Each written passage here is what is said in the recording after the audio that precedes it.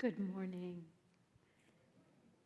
I'm Priscilla. My pronouns are she and her, and I'm so glad to be with you this morning. Our first reading is a short poem. It's from this book, Resistencia, Poems of Protest and Revolution. So it was originally in Spanish, and it's translated, and the author is Lourdes Espinola, who is a writer from Paraguay. It's called My Country. America, lie down quietly at my side. Let your hair fall across my pillow. Press against my body, the stretched copper of your skin. Let me tell you about David and Goliath, about the books I wrote, about the papers I threw out, about each word in verse or prose, to know myself talking on and on in the house of the stranger. I know your word was the silence, the repressed syllable, the humiliated vow. America, lover of mine, I don't want you to fall asleep. I want to tell you a myth. Let me love, let me tell you about David and Goliath. Our scripture reading this morning comes from Mark chapter 10, verses 35 to 45. James and John, the son of Zebedee, came forward to Jesus and said to him, "Teacher, we want you to do for us whatever we ask of you." And he said to them, "What is it that you want me to do for you?" And they said to him, "Grant us to sit, one at your right hand and one at your left in your glory."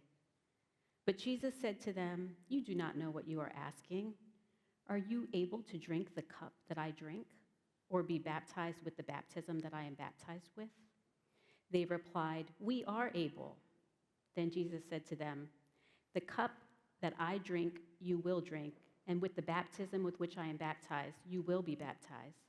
But to sit at my right hand or at my left is not mine to grant, but is for those for whom it has been prepared." When the 10 heard this, their co-workers had something to say about it. They began to be angry with James and John.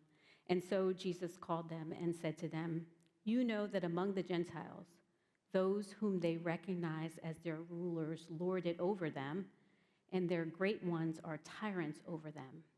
But it is not so among you. But whoever wishes to become great among you must be your servant, and whoever wishes to be first among you must be slave of all. For the Son of Man came not to be served, but to serve, and to give his life a ransom for many." In this passage, we get to overhear a conversation in which Jesus has to completely reframe the thinking of his beloveds. Have you ever been in this position when someone says something and you realize that their picture of you and what you stand for is completely wrong? Now you have to set the record straight. If they catch you on a good day, you might muster up patience and kindness as you attempt to reframe things for them in a way that allows you to hold firm to the integrity of how you see things while not completely alienating them. All the while, your insides are screaming, "You fool, don't you get it? Don't you see me? Don't you know me at all?"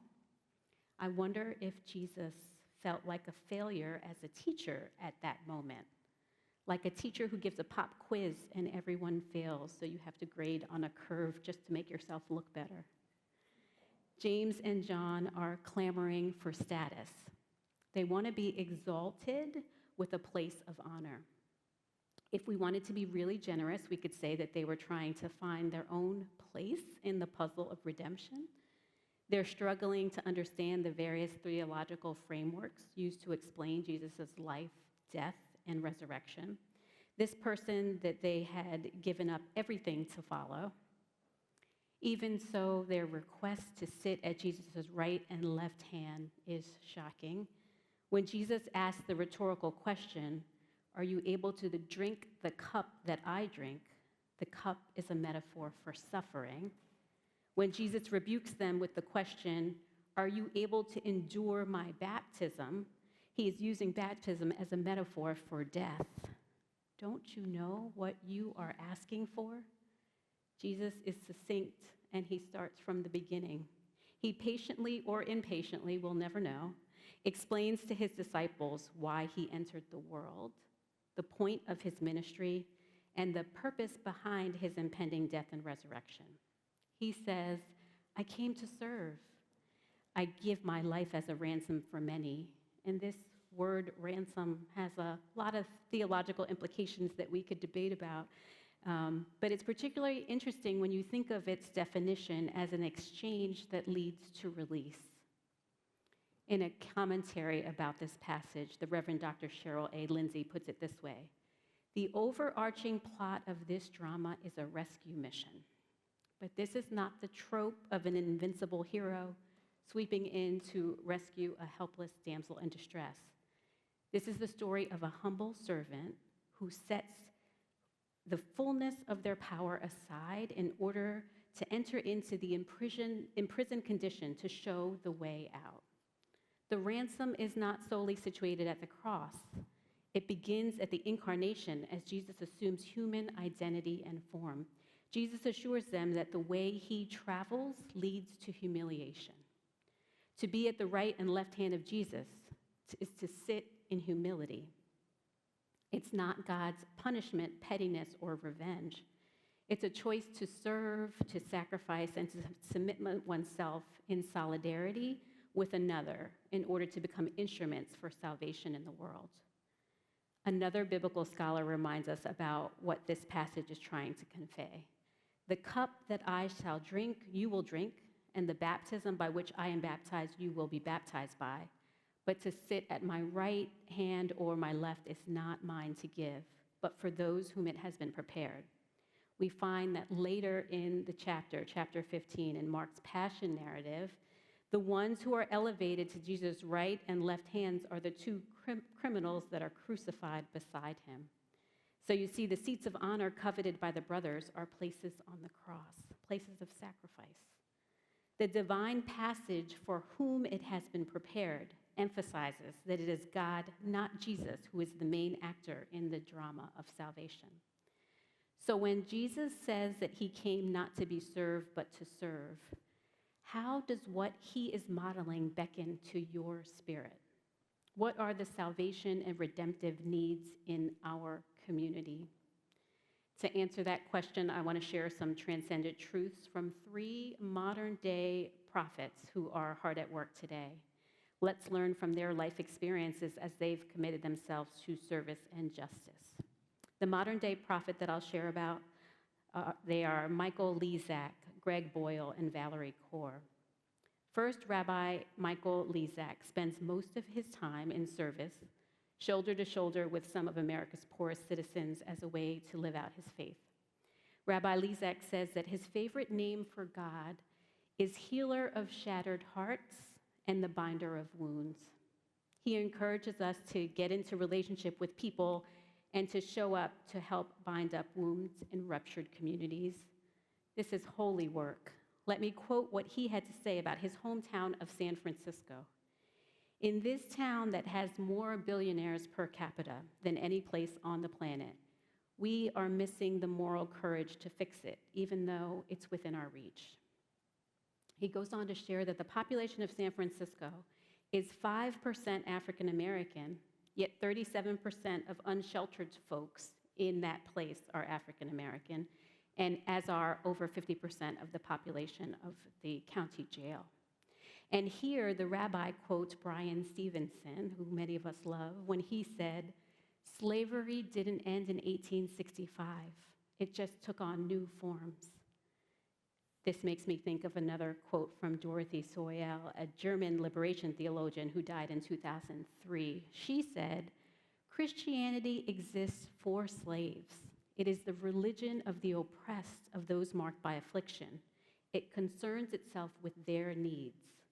Christianity is a rebellion of everything that crawls on the ground against that which has height."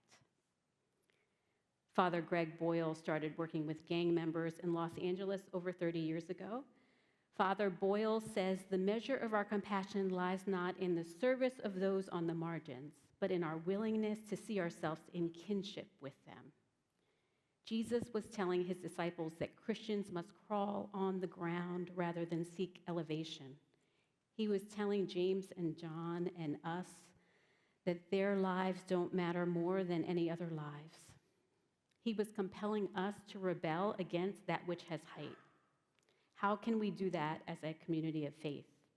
Can the work of our hands be the spiritual driving force that converts our compassion into action? Our job isn't to fix or rescue or even to save. It's to see people, accompany them, and listen to them. It's to push back against the myth of David and Goliath, the idea that the little guy stands a chance at achieving the so-called American dream if you just have a good enough work ethic. We've all seen people work really hard their entire lives, and instead of getting what they deserve, their work ethic kills them prematurely and they die with a whole bunch of debt. That's the truth about the American dream. Their little slingshot didn't stand a chance against the giants of racism, transphobia, homophobia, etc. Americans can't fix poverty until it stops hating poor people. Father Boyle says it this way: we seek a compassion that can stand in awe at what the poor have to carry rather than standing in judgment of how they carry it. Maybe you're like me in that every time I go to the grocery store and pay for overpriced groceries, I have a pang of sadness and compassion for people who at that point have to make decisions about the frequency and quality of the meals that their families eat because of affordability in one of the richest nations in the world. At this point, I'm going to ask you to follow a train of thought that might be a little convoluted. You'll have to decide about what this passage is trying to teach us. Jesus is modeling what he wants us to do, and we know that he came as a ransom for many. If a ransom is an exchange that leads to a release, then what is the currency that we can exchange, and what would the release of people held hostage by systems of oppression look like? Our final modern-day prophet, Valerie Kaur, has an answer for that. She thinks that the required exchange is revolutionary love in exchange for liberation for all. Valerie Kaur is a civil rights leader, a lawyer, an award-winning filmmaker, educator, and founder of the Revolutionary Love Project. Valerie became an activist when a Sikh, S-I-K-H, father and family friend, was the first person murdered in hate violence after the aftermath of 9/11. For 2 decades in his memory, Valerie has led a visionary campaign to tell untold stories and to work towards policy change. She has embarked in a 40-year vision to shift culture and change our country and our world. The Revolutionary Love Project is seeding network communities of practice across the country to build the beloved community. The Revolutionary Love Project imagines a world where no one is outside of the circle of care. Nyla Francis and I attended her bus tour that came through Philadelphia last week. Her team is traveling from city to city, and by the end, they will have visited 45 cities, evangelizing about how we birth a multiracial democracy and sustainable future. Upon arriving, we were told that we'd hear stories, wisdom, and music from the Sikh tradition, a wisdom tradition that is 555 years old and originated in South Asia. We were each given a few gifts. One was this ramal, and we were invited to cover our heads and take off our shoes as a sign of respect that is common in their tradition. She also gave us a beautifully designed compass sticker that presents a model reminding us that revolutionary love is the choice to labor for others, our opponents, and ourselves. When you point the compass to who is in front of you in those categories, you can choose the practices listed on the compass that you're ready for. Finally, we were given a letter that was written by someone from the bus tour in the previous city. Someone named Kathy wrote to me about a time when an act of revolutionary love changed everything for her. And then we were asked to write a similar letter for someone on the next stop that was going to be Washington, D.C. As I begin to come to a close, I want to pose the same question to you that Valerie posed to those of us in that auditorium. What role do you want to play in this moment in history? We were talking yesterday, and Patty reminded us of something that Linda Noonan said, is that sometimes you just have to pick one thing. How do you want to be brave with your life? What do you need to labor with love? Jesus is still trying to completely reframe the thinking of his beloveds, to change our outlook. As we clamor for status that we call ambition, Jesus wants us to stand shoulder to shoulder with America's poorest citizens, become kin to them, to build relationships, to understand that their wounds are our wounds, their children are children. Let's have the moral courage to help fix what is within our reach. Let's speak a language of love which will not let itself be consoled prematurely. God is what occurs between people. Father Greg Boyle reminds us that God believes in our unshakable goodness. Jesus would not have modeled something for us if he thought us incapable of doing it. We serve the healer of shattered hearts and the binder of wounds. Let's be brave with our lives and exchange revolutionary love for the kind of liberation that leaves no one outside of the circle of care. This is God's good news. Amen.